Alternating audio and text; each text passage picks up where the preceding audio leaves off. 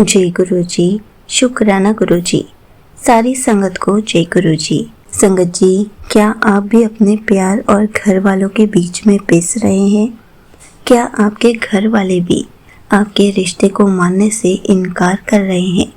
तो चलिए इसी पर एक आंटी जी का सत्संग सुनाती हूँ, जिसमें उन्होंने इस बात को बहुत अच्छे से एक्सप्लेन किया है। ये सत्संग पूरा ज़रूर सुनिएगा, आपको बहुत अच्छे आंसर्स मिलेंगे।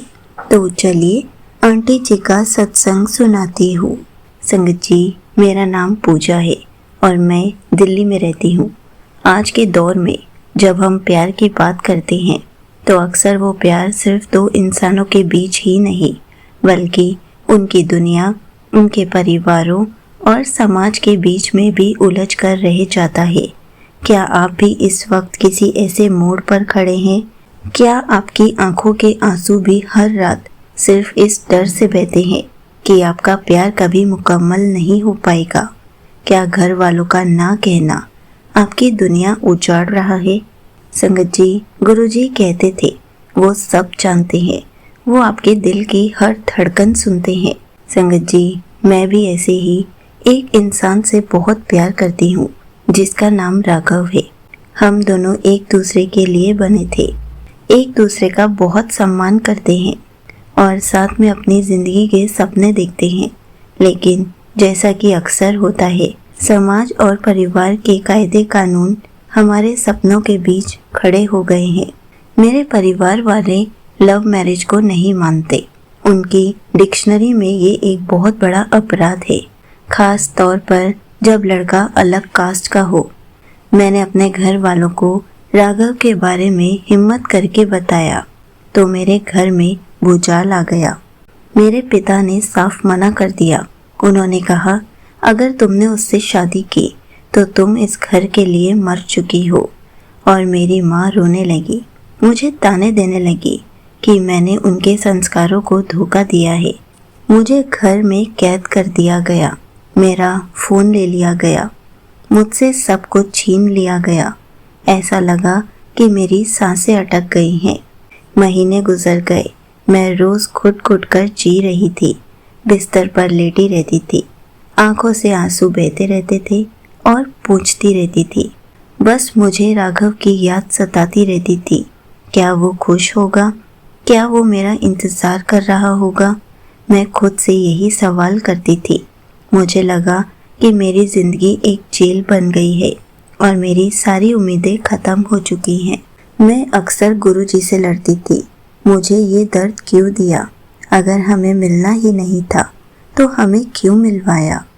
मैं अपनी माँ के पैर पकड़ती थी, लेकिन मेरी माँ बस यही कहती थी कि ये समाज क्या कहेगा। समाज का डर मेरी माँ पर इतना हावी था कि वो अपनी बेटी का प्यार भी नहीं देख पा रही थी। मैं डिप्रेशन में जाती जा रही थी, खाना पीना भी कम कर चुकी थी, अब किसी से बात भी नहीं करती थी। एक ऐसा पल भी आया जब मुझे लगा कि इस जिंदगी को ही ख़त्म कर लेना बेहतर है। पर जब अंधेरा अपने चरम पर होता है, तभी तो रोशनी की एक किरण फूटती है। संगत जी, मैं बस गुरुजी से ही बातें करती रहती थी। उनको देखकर हमेशा रोती रहती थी कि मेरे साथ इतना बुरा सलूक क्यों किया जा रहा है। लेकिन रोते रोते जब भी गुरुजी से बात करती थी तो गुरुजी के मुस्कुराते हुए स्वरूप को देखकर ऐसे ही लगता था कि गुरुजी, आप तो बहुत लोगों की बुद्धि भी बदल देते हो, आप यहाँ भी कुछ तो करिश्मा कर दो। फिर मेरे मन में ख्याल आया कि मैं एक बार गुरुजी के बड़े मंदिर जाती हूँ, शायद गुरुजी मेरी अरदास कबूल कर ले, मुझे मेरे प्यार से मिलवा दे। लेकिन मेरे घर वाले मुझे बाहर ही नहीं जाने देते थे। तभी मैंने अपनी मम्मी से कहा कि मुझे मौसी से बात करनी है और मेरी मम्मी ने मौसी को फ़ोन करने दिया। मैंने अपनी मौसी से बस इतना कहा, क्या आप मुझे एक बार बड़े मंदिर लेकर जा सकते हो? ये लोग मुझे अकेले तो बाहर नहीं जाने दे रहे, क्या पता आपके साथ भेज दें। संगत जी, मैं सिर्फ बड़े मंदिर एक बार अरदास करके आना चाहती थी कि गुरुजी मेरी लाइफ में सब कुछ ठीक कर दो, और अगर वो अच्छा इंसान है तो उसे मेरी लाइफ में वापस भेज दो और मेरे घर वालों को मनवा दो, सबकी बुद्धि बदल दो। और मैं अपनी मौसी के साथ बड़े मंदिर जाके यही अरदास करके आई और उस दिन के बाद से मेरा मन बहुत हल्का हो गया और एक विश्वास जागने लगा कि गुरुजी सब ठीक कर देंगे। संगत जी, मैंने दिन भर गुरुजी का मंत्र जाप सुनना शुरू कर दिया था, क्योंकि जब मैं अपने ही कमरे में बंद रहती हूँ, रोती रहती हूँ, इससे अच्छा तो मैं गुरुजी का मंत्र जाप सुन लूँ। क्योंकि मन में सिर्फ इतना ही था कि जो भी हो सकता है वो सिर्फ गुरुजी ही कर सकते हैं। लेकिन मुझे दिल में हमेशा राघव की याद सताती और यहाँ पर मेरे घर वाले किसी और से शादी करने की बात तय करने की सोच रहे थे। इसलिए मैं गुरुजी का मंत्र जाप करने लग गई कि आप ही देख लो, कोई चमत्कार कर दो। कुछ महीनों के बाद राघव के माता पिता अचानक मेरे घर आ गए। राघव के पिताजी ने मेरे घर वालों से बात की। राघव के पिता मेरे पिताजी के पुराने दोस्त के दोस्त निकले। ये तो कोई सहयोग नहीं था, ये तो गुरुजी की ब्लेसिंग थी। मेरा परिवार जब राघव के परिवार से मिला, उनकी बातचीत हुई तो उन्हें एहसास हुआ कि वे गलत थे। राघव एक बहुत ही होनहार लड़का है और उसका परिवार बहुत सम्मानजनक है। मेरे पिताजी का दिल पिघल गया। उन्होंने देखा कि मेरी बेटी की आंखों में जो खुशी राघव को देखकर आई, वो किसी और चीज़ से नहीं आ सकती। और मेरी माँ ने भी यही देखा कि मैंने जब राघव को इतने महीनों बाद देखा तो मेरा मुरझाया हुआ चेहरा खुशी से भर गया, खिल उठा और उन्होंने अपनी सहमति दे दी।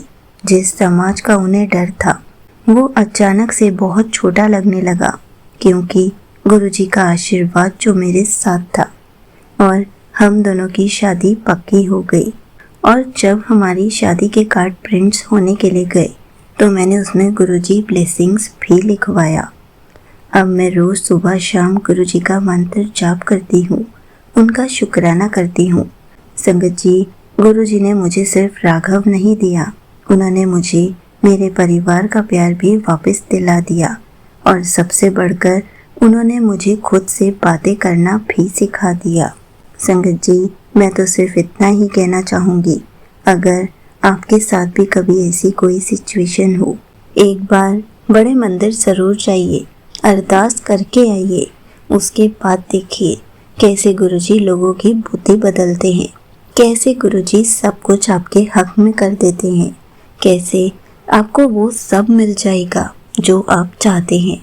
लेकिन थोड़े से एफर्ट्स आपको ही करने हैं, सब्र रखना है, गुरुजी का मंत्र जाप करना है, उनका हर पल शुक्राना करना है, ताकि सब कुछ आपके हक में होता चला जाए। यहीं पर आंटी जी का सत्संग समाप्त होता है। संगत जी, देखा आपने, जब हम अपने सारे दुखों का बोझ गुरुजी को सौंप देते हैं तो वो नामुमकिन को भी मुमकिन बना देते हैं। प्यार एक पवित्र एहसास है। गुरुजी हर पल कहते हैं, वो आपके दिल का हर दर्द जानते हैं। अगर आप भी किसी ऐसे ही संघर्ष से गुजर रहे हैं तो सिर्फ गुरुजी पर विश्वास रखिए, गुरुजी से बातें कीजिए, गुरुजी वो भी करेंगे। गुरुजी सब कुछ आपके हक में कर देंगे, लेकिन जो आपके भले के लिए होगा वही करेंगे। इसलिए कहा जाता है, हर पल गुरुजी पर विश्वास बनाए रखिए। गुरुजी के बड़े मंदिर जाकर एक अरदास ज़रूर करके देखिए। अगर बड़े मंदिर नहीं जा सकते हैं तो आपके घर पर जहाँ भी गुरुजी का स्वरूप विराजमान है, वहीं पर जाकर उनके सामने खड़े होकर अरदास कीजिए, ताकि गुरुजी सब कुछ आपके हक में करे। लेकिन तब तक थोड़ा सा सब्र बनाए रखिए, क्योंकि गुरुजी को जितनों की भी बुद्धि बदलनी पड़ती है, थोड़ा सा समय ज़रूर लगता है।